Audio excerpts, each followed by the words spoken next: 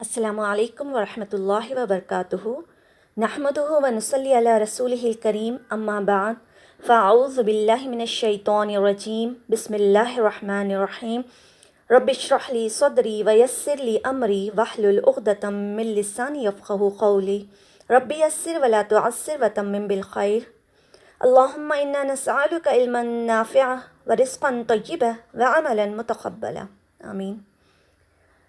ہمارے رسول محمد صلی اللہ علیہ وسلم، آپ کا نام، آپ کی ذات کسی تعریف کی محتاج نہیں، لیکن آپ صلی اللہ علیہ وسلم کا ذکر اور آپ صلی اللہ علیہ وسلم کی صفات و کمالات کا تذکرہ ہم سب کے لیے دلوں کی راحت اور دلوں کی ٹھنڈک کا باعث ہے۔ آپ صلی اللہ علیہ وسلم کی ذات ہم سب کے لیے ہدایت کا ایک بہترین نمونہ ہے۔ لقد کان لکم فی رسول اللہ اسوۃ حسنہ، بے شک ہمارے رسول کی زندگی ہمارے لیے بہترین نمونہ ہے۔ آپ صلی اللہ علیہ وسلم ہم سب کے لیے رہنما رول ماڈل ہیں۔ آپ صلی اللہ علیہ وسلم دنیا کے سکسیسفل انسان ہیں۔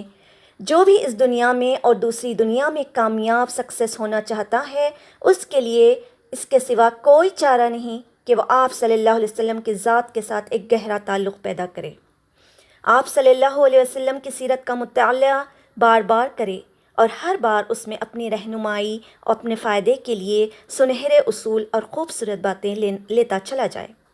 آپ صلی اللہ علیہ وسلم وہ ہستی ہیں جسے اللہ سبحانہ و تعالیٰ نے رحمت للعالمین کہا۔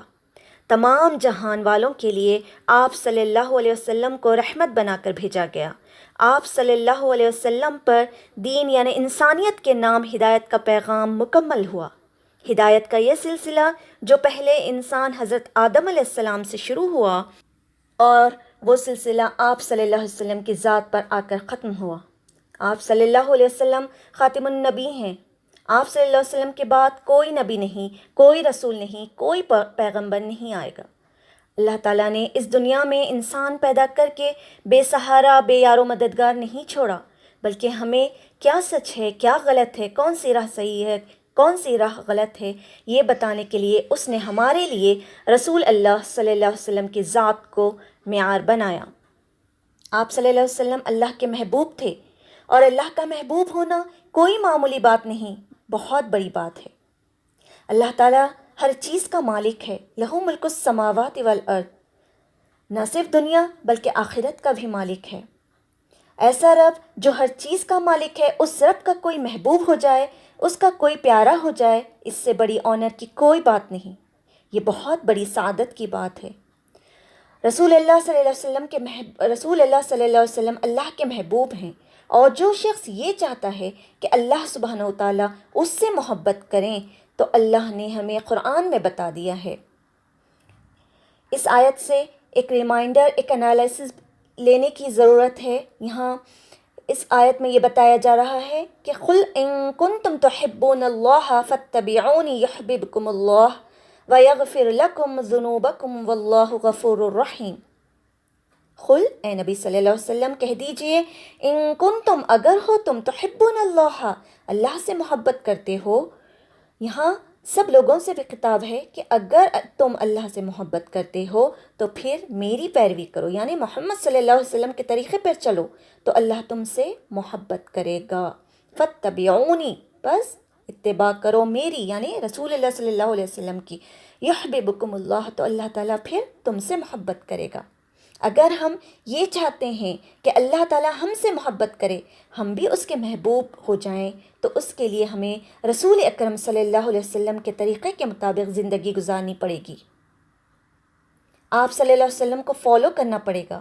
اسی لیے ہم دیکھتے ہیں کہ آپ صلی اللہ علیہ وسلم کی محبت کو ایمان کا حصہ قرار دیا گیا ہے۔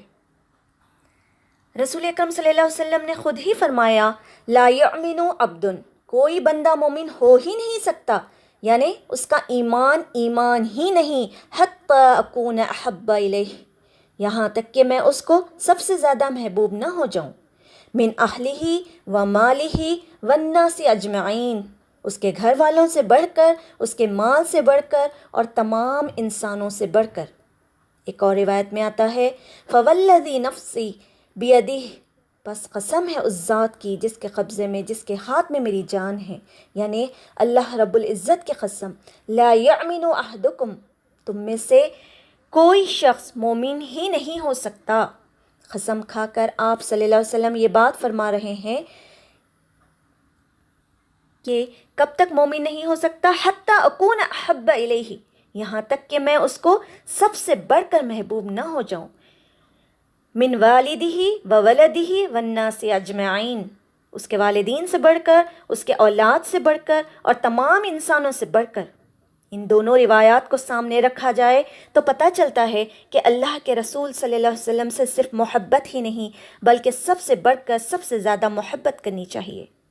ویسے تو ایمان کا تقاضا ہے کہ سب سے زیادہ محبت اللہ سبحانہ و تعالیٰ سے کی جائے، والذین آمنوا اشد حبا للہ، اور انسانوں میں، انبیاء میں سب سے بڑھ کر محبت اللہ کے رسول صلی اللہ علیہ وسلم سے کی جائے۔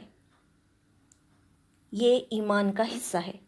یہ محبت جسے نصیب ہو جائے اسے پھر ایمان کی مٹھاس کا پتہ چلتا ہے، اسے ایمان کی حلاوت، ایمان کی چاشنی اور دل کی ایک خاص ٹھنڈک نصیب ہوتی ہے، اس کے اندر ایک خاص قسم کی خوشی اور سکون آ جاتا ہے، کیونکہ محبت انسان کو خوشی بھی دیتی ہے، لیکن کسی بھی چیز کی محبت اس کو جانے بغیر، پہچانے بغیر نہیں ہوتی۔ لہٰذا پھر محبت یہ تقاضا کرتی ہے کہ آپ صلی اللہ علیہ وسلم کی پہچان ہمیں حاصل ہو، آپ صلی اللہ علیہ وسلم کی خوبیوں کا علم ہو، آپ صلی اللہ علیہ وسلم کی شخصیت کا تعارف ہو، اور ایسی محبت ہو جائے تو اس کے بارے میں رسول اللہ صلی اللہ علیہ وسلم نے فرمایا، 3 چیزیں جس انسان میں ہوں گی وہ ان کے سبب سے ایمان کا لطف اٹھا لے گا۔ ایک وہ شخص جس کے نزدیک اللہ اور اس کا رسول سب چیزوں سے زیادہ محبوب ہو جائے، اور اس محبت کا صلہ انسان کو صرف دنیا میں ہی نہیں بلکہ جنت کی بشارت کی صورت میں دیا گیا۔ آپ صلی اللہ علیہ وسلم نے فرمایا، من احبنی کان معی فی الجنہ، جو مجھ سے محبت کرے گا وہ جنت میں میرے ساتھ ہوگا۔ ایک اور موقع پر آپ صلی اللہ علیہ وسلم نے فرمایا، المرء مع من احب، انسان اسی کے ساتھ ہوگا جس سے وہ محبت کرتا ہوگا۔ الحمدللہ ہم سب مسلمان ہیں، قرآن اور سنت سے ہم اپنی زندگی گزارنے کے لیے گولڈن پرنسپلز ہم لیتے ہیں۔ ہمارا ایمان ہے کہ قرآن اور سنت پر بہترین طریقے سے جس جنریشن نے عمل کر کے دکھایا وہ صحابہ کرام رضی اللہ عنہم اجمعین کی جنریشن ہے۔ اسی لیے جیسی محبت وہ اللہ سے اور رسول سے، قرآن سے، آپ کی سنتوں سے کرتے تھے، جو ان کے ایمان کا لیول تھا، ہم اس تک پہنچ ہی نہیں سکتے۔ رسول صلی اللہ علیہ وسلم سے محبت کیسی کرنی ہے، اس کی بہترین مثال ہمیں صحابہ کی زندگی سے ملتی ہے۔ رسول اکرم صلی اللہ علیہ وسلم کی بتائی ہوئی تعلیمات، زندگی کیسے گزارنی ہے، اس کا بہترین اگزامپل صحابہ کی زندگی ہے۔ ہم اپنی زندگی میں کنفیوزڈ ہیں تو ہمیں پیچھے مڑ کر وہاں تک جانے کی ضرورت ہے جہاں قرآن نازل ہو رہا تھا، جب رسول اکرم صلی اللہ علیہ وسلم جہاں موجود تھے۔ جب رسول اللہ صلی اللہ علیہ وسلم کی وفات ہوئی تو صحابہ کرام نے کس طرح آپ کی تعلیمات کو تھامے رکھا، تو ہمیں وہاں تک دیکھنے کی ضرورت ہے، چیزوں کو سمجھنے کی، انالائسس کرنے کی، اپنی زندگی کے معاملات میں کیا صحیح کیا غلط ہے، ان سب کو ایویلیویٹ کرنے کی ضرورت ہے۔ ہمیں پتہ چل جائے گا انشاءاللہ، اگر ہم آج کسی چیز پر کنفیوزڈ ہیں، ہم وہاں تک جائیں گے پیچھے پاسٹ میں اور اللہ سے حق بھی مانگیں گے تو یقیناً ہمارے کنفیوژنس دور ہوں گے۔ بس ایک ہمیں ایمان رکھنا ہے کہ اللہ تعالیٰ ہمیں حق پر جم جانے والا بنا دے۔ اللہ سے دعا کر کے جب انسان ہدایت کی طلب میں نکلتا ہے تو اللہ تعالیٰ اس کو ہدایت تک پہنچا دیتا ہے۔ صحابہ کرام کا رسول اللہ صلی اللہ علیہ وسلم سے محبت کا عالم یہ تھا کہ وہ آپ صلی اللہ علیہ وسلم کے وضو کے پانی کو نیچے گرنے نہیں دیتے تھے، آپ صلی اللہ علیہ وسلم کے اشاروں پر اپنی جان قربان کرنے کو تیار ہو جاتے تھے، آپ صلی اللہ علیہ وسلم کی خوشی کے ساتھ خوش ہوتے، آپ صلی اللہ علیہ وسلم کے غم کے ساتھ غمگین ہوتے، یوں لگتا تھا گویا ان کے دل آپ صلی اللہ علیہ وسلم کے ساتھ دھڑکتے تھے۔ یہی چیز ہے کہ آپ صلی اللہ علیہ وسلم کی اطاعت ان کے لیے کچھ مشکل کام نہیں تھی۔ بلال حبشی رضی اللہ عنہ کو دیکھیے، مکہ کی تپتی ریت پر لٹا دیا جاتا، بھاری پتھر آپ کے سینے پر رکھ دیا جاتا لیکن کیا چیز ہے جو اس تپتی ریت کو بھی ٹھنڈا کرتی ہے؟ یہ محبت ہی تو ہے۔ وہ کیا چیز ہے جس نے حضرت سمیہ رضی اللہ عنہا کو ابو جہل کی مار کھانے کے لیے تیار کر دیا تھا؟ کیونکہ جب دل میں محبت ہوتی تو ظاہری تکلیفیں بھی تکلیفیں نہیں رہتی، انسان کے لیے بڑی سے بڑی تکلیفیں بھی آسان ہو کر رہ جاتی ہیں۔ وہ محبت ہی تھی جو صحابہ اکرام رضی اللہ تعالیٰ عنہم اجمعین کو آگ پر لیٹنے کے لیے بھی آسان کر دیتی۔ آپ صلی اللہ علیہ وسلم کے ساتھ گہرا تعلق تھا۔ آپ صلی اللہ علیہ وسلم سے محبت محض جذباتی محبت ہی نہ تھی جو کسی خاص وقت خاص بات کو دیکھ کر لوگوں کے دلوں میں پیدا ہو گئی اور اس کے بعد وہ وہاں سے گئے تو محبت ہی ختم ہو گئی۔ نہیں، آپ صلی اللہ علیہ وسلم کی محبت میں جہاں جذبات تھے، دوسری طرف محبت بڑی گہری پائیدار تھی، اس کی بنیادیں بہت مضبوط، اور وہ محبت آپ صلی اللہ علیہ وسلم کی ذات سے ہی نہیں، آپ صلی اللہ علیہ وسلم کی سنت سے بھی تھی، اور اس کا معیار بھی آپ صلی اللہ علیہ وسلم نے خود دے دیا۔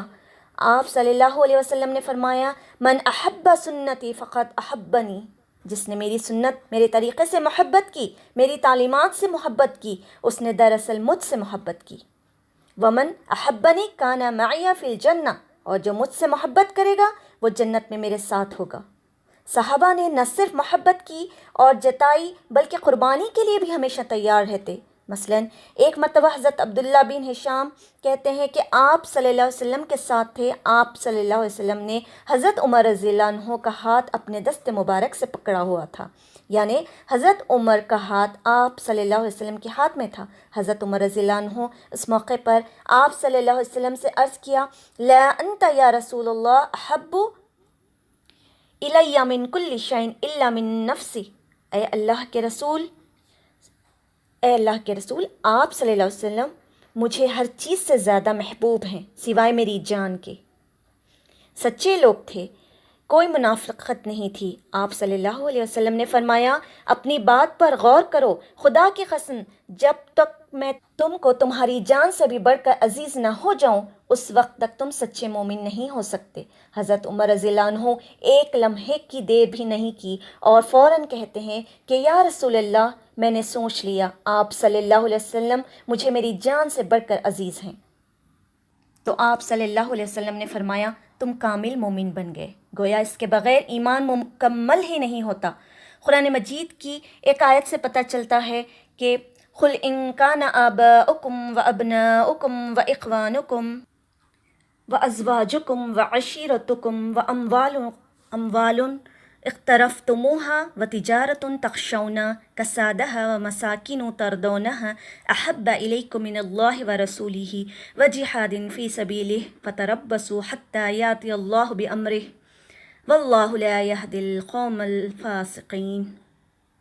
قل، اے نبی صلی اللہ علیہ وسلم آپ کہہ دیجئے، اگر تمہارے آبا و اجداد، تمہارے بیٹے، تمہارے بھائی، تمہاری بیویاں اور تمہارے کنبہ قبیلے اور تمہارے وہ مال جو تم نے کمائے اور وہ تجارت جس کے مان پر جانے کا تم کو خوف ہو اور تمہارے وہ گھر جو تم کو بہت پسند ہیں، یہ سب کچھ اللہ اور اس کے رسول اور اس کے راستے میں جہاد سے زیادہ محبوب ہوں، یعنی یہ سارے رشتے، ساری چیزیں، تو پھر فتربصوا، پھر انتظار کرو، حتیٰ یاتی اللہ بامرہ، یہاں تک کہ اللہ اپنا فیصلہ لے آئے تمہاری رسوائی کا، دنیا اور آخرت میں ناکامی کا فیصلہ۔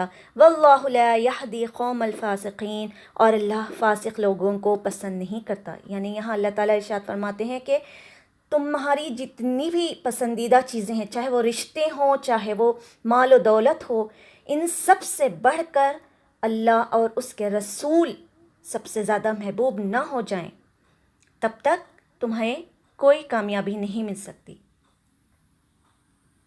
زمخشری جو ایک بہت بڑے مفسر ہیں، وہ اپنی تفسیر کشاف میں لکھتے ہیں کہ یہ انتہائی خوفناک آیت ہے، اس سے زیادہ خوفناک آیت تم نہ پاؤ گے۔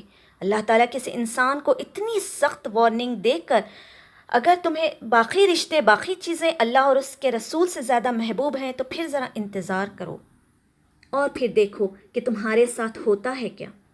آج ہم دیکھیں تو مسلمان کی حالت کیا ہے؟ یہی ہے کہ دنیا کی محبت ان پر اتنی غالب آ چکی ہے کہ اللہ کی محبت، رسول کی محبت بھول گئے ہیں، اور اگر ہے تو صرف زبانی دعوے کی حد تک۔ محبت تو قربانی مانگتی ہے، وہ قربانی ہم میں کہاں ہے؟ چھوٹی سی سنت پر عمل کرنے میں بھی لوگوں کا سوچتے ہیں، ہم تو اپنی پریسٹیج، اپنی شان و شوکت، وقار کی بھی قربانی نہیں کر سکتے، کہاں یہ کہ اپنی جان و مال اور آپ صلی اللہ علیہ وسلم کی محبت میں قربانی کر دیں۔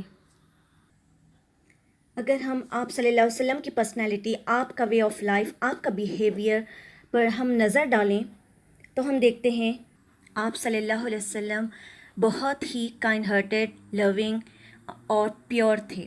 آپ صلی اللہ علیہ وسلم سب کی آنکھوں کا تارا تھے۔ آپ صلی اللہ علیہ وسلم کی امانت، صداقت، سچائی مانی ہوئی تھی۔ آپ صلی اللہ علیہ وسلم پر سارے لوگ ٹرسٹ کرتے تھے۔ جب آپ صلی اللہ علیہ وسلم پر وحی نازل ہوتی تو آپ صلی اللہ علیہ وسلم اپنا سر جھکا لیتے۔ یہ قرآن کے سامنے آپ صلی اللہ علیہ وسلم کی رسپیکٹ تھی، کیونکہ قرآن اللہ کا کلام ہے، آپ صلی اللہ علیہ وسلم کے دل پر نازل کیا جا رہا ہے۔ حدیث میں آتا ہے کہ صحیح مسلم کی روایت ہے، اذا انزل علیہ الوحی، یعنی جب آپ صلی اللہ علیہ وسلم پر وحی نازل ہوتی تو آپ صلی اللہ علیہ وسلم اپنا سر جھکا لیتے۔ ہم دیکھتے ہیں کہ قرآن مجید کے ساتھ ہمارا ادب کا کیا معاملہ ہے۔ جتنا آج کل قرآن سننا پڑھنا آسان ہوتا چلا جا رہا ہے، جیسے ہر ایک کے موبائل میں قرآن مجید کی تلاوت موجود ہے، ہم سنتے بھی رہتے ہیں، گھروں میں گاڑیوں میں لگا ہوا ہوتا ہے، لیکن کس قدر افسوس کی بات ہے، قرآن مجید پڑھا جا رہا ہوتا ہے، ادھر سے ہم باتیں کر رہے ہوتے ہیں، ہنس رہے ہوتے ہیں، جیسے کوئی بات ہی نہ ہو۔ اسی وجہ سے وہ ہمارے کانوں تک تو جاتا ہے لیکن دل پر نہیں اترتا۔ کسی فرشتے، کسی انسان، کسی شاعر کا یہ کلام نہیں ہے، یہ اللہ کا کلام ہے، لہٰذا اس کا ادب ضروری ہے۔ جب قرآن پڑھا جا رہا ہو تو خاموشی کے ساتھ سننا چاہیے، جس طرح رسول اللہ صلی اللہ علیہ وسلم سنتے تھے۔ جب ہم اللہ سے اور اس کے رسول سے محبت کرتے ہیں تو اس رسول اللہ صلی اللہ علیہ وسلم کی چھوٹی چھوٹی عادات، چھوٹی چھوٹی باتوں پر غور کرنا ضروری ہے۔ جس طرح آپ صلی اللہ علیہ وسلم قرآن کو ادب کے ساتھ سنا کرتے تھے، ہم کو بھی چاہیے کہ ہم بھی اسی طرح قرآن کو سنیں، قرآن کا حق ادا کریں۔ آپ صلی اللہ علیہ وسلم کا وحی لینے کا طریقہ بھی بہت زبردست تھا۔ جب آپ صلی اللہ علیہ وسلم پر وحی نازل ہوتی تو آپ صلی اللہ علیہ وسلم کے اوپر ایک بوجھ ہوتا تھا، آپ کی باڈی سے پسینہ نکلتا تھا اور پیشانی پر جیسے موتی کی طرح گرنے لگتا۔ ہمیں چونکہ قرآن سمجھ ہی نہیں آتا تو ہم محسوس بھی کم ہی کرتے ہیں۔ جب وحی نازل ہوتی تو اس ڈر سے کہ میں بھول نہ جاؤں، آپ صلی اللہ علیہ وسلم ساتھ ساتھ پڑھتے تھے، تو اللہ سبحانہ وتعالیٰ نے اس سے روک دیا۔ لا تحرک به لسانا لتعجل به ان علینا جمعه فقرآنه فاذا قرآنه فاتبع قرآنه ثم ان علینا بیانہ۔ جب قرآن دیا جا رہا ہو، پڑھا جا رہا ہو، تب آپ صلی اللہ علیہ وسلم ساتھ نہ پڑھیں، یہ اللہ تعالیٰ کا فرمان آیا۔ زبان کو حرکت نہ دیں، ہمارے ذمے اس کو جمع کرنا اور اس کو پڑھوانا اور بیان کرنا ہے، آپ جلدی نہ کریں۔ اسی لیے ہمارے لیے بھی لازم ہے کہ جس وقت ہم سیکھ رہے ہوں، جان رہے ہوں، تو جلدی نہیں کرنی چاہیے۔ آپ صلی اللہ علیہ وسلم کے سکھانے کا انداز بھی بہت ہی پیارا ہوا کرتا تھا۔ آپ صلی اللہ علیہ وسلم جب کسی کے ساتھ ساتھ چلتے ہوتے تو سکون و محبت کے ساتھ آپ سکھاتے اور ساتھ چلتے جاتے۔ سکھانے میں ہر وقت فارمل کلاسز نہیں ہوتی تھیں، جیسے کہ آج کے دور میں ایکٹیویٹی بیسڈ لرننگ ہوتی ہے، اور اس کے لیے ہم ایکٹیویٹیز کریٹ کرتے ہیں۔ نبی صلی اللہ علیہ وسلم ریئل سچویشنز میں ان چیزوں کے ساتھ ساتھ سکھاتے چلے جاتے، جس طرح لوگ کر رہے ہوتے اس کے مطابق ان کو تعلیم دیتے چلے جاتے۔ آپ صلی اللہ علیہ وسلم نے کبھی کسی کو طعنہ نہیں دیا، چاہے کوئی بھی کسی بھی طرح کی سچویشنز ہو، برا فیل نہیں کروایا۔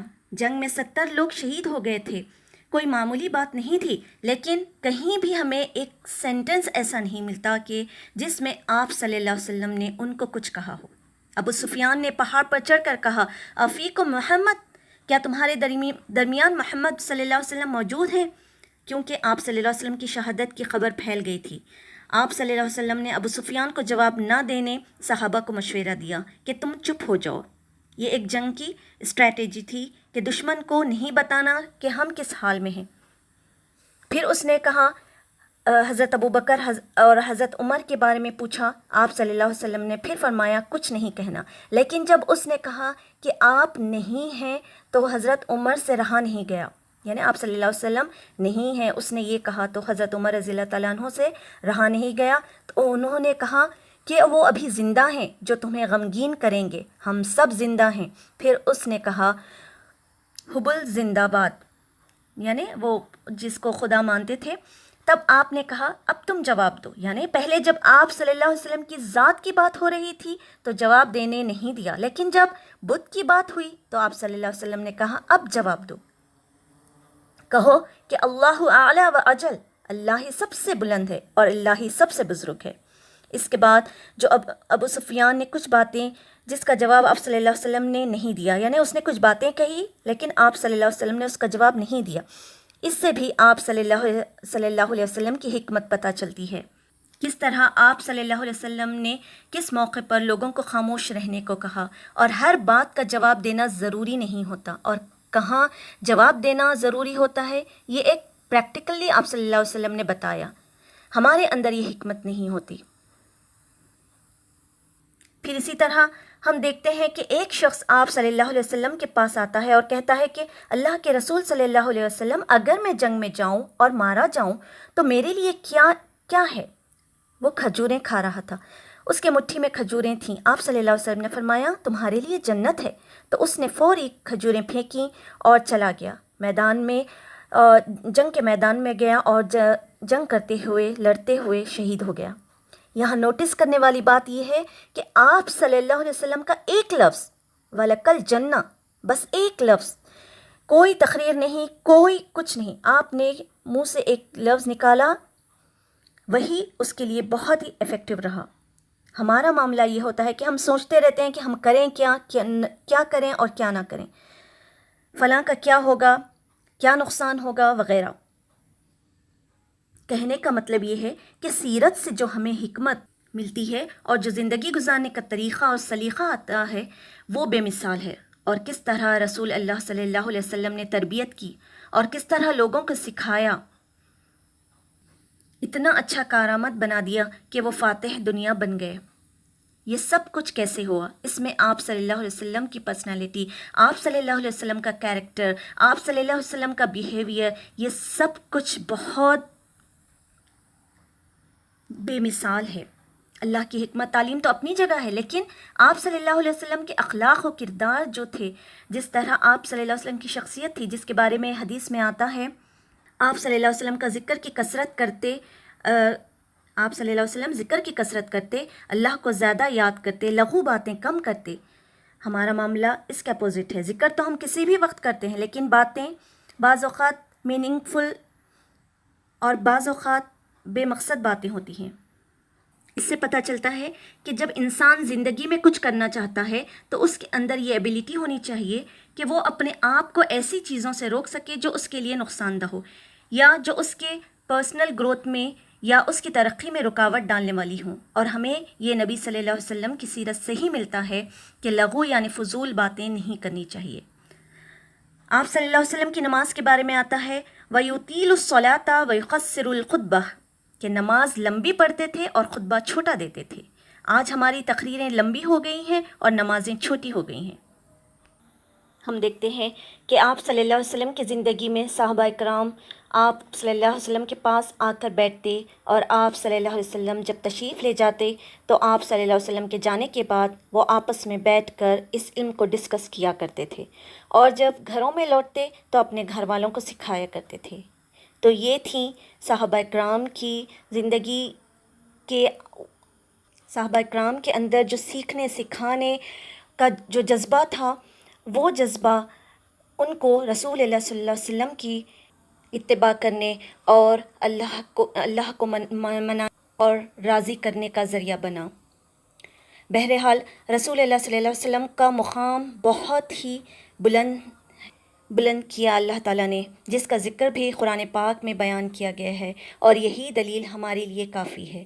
لہٰذا ہم نہ صرف رسول اللہ صلی اللہ علیہ وسلم کی محبت کا دعویٰ صرف زبانی کریں، بلکہ اس پر عمل پیرا ہو کر آپ صلی اللہ علیہ وسلم کی سنتوں پر عمل کر کے اللہ تعالیٰ کی رضا حاصل کرنے والے بنیں، کیونکہ جب تک رسول کی محبت ہمارے دل میں نہیں ہوگی تب تک ہم اللہ کی محبت کا بھی حق ادا نہیں کر سکیں گے۔ لہٰذا اللہ کی محبت کے ساتھ ساتھ رسول اللہ صلی اللہ علیہ وسلم کی محبت اور ان کی تعلیمات کو پڑھنا، سیکھنا اور اس پر عمل کرنا ہمارے لیے بے انتہا ضروری ہے۔